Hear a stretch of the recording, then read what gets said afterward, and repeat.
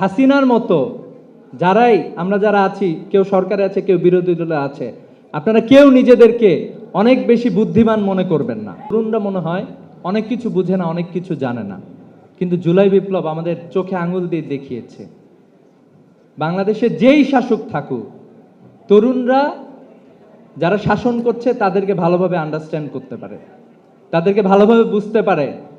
আপনি সামনাসামনি বলবেন আমি জুলাই সনদ বাস্তবায়নের পক্ষে, কিন্তু আপনার সমস্ত কাজ যে জুলাই সনদ বাস্তবায়নের বিপক্ষে, এটা বাংলাদেশের সকল মানুষ জানে। এই জন্য আপনারা হাসিনার মতো আমরা যারা আছি, কেউ সরকারে আছে, কেউ বিরোধী দলে আছে, আপনারা কেউ নিজেদেরকে অনেক বেশি বুদ্ধিমান মনে করবেন না। মানুষের ভাষাটা বোঝার চেষ্টা করবেন।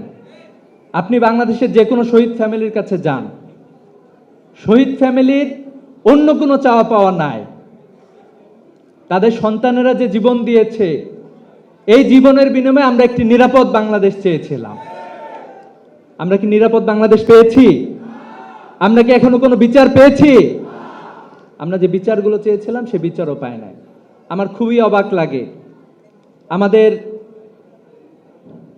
জুলাই বিপ্লবের সর্বকনিষ্ঠ শিশু আব্দুল আহাদ শহীদ হয়েছিল। আব্দুল আহাদ কিন্তু রাজপথে নামে নাই, সে তার বাসায় ছিল, তার বাবা মার সাথে ছিল।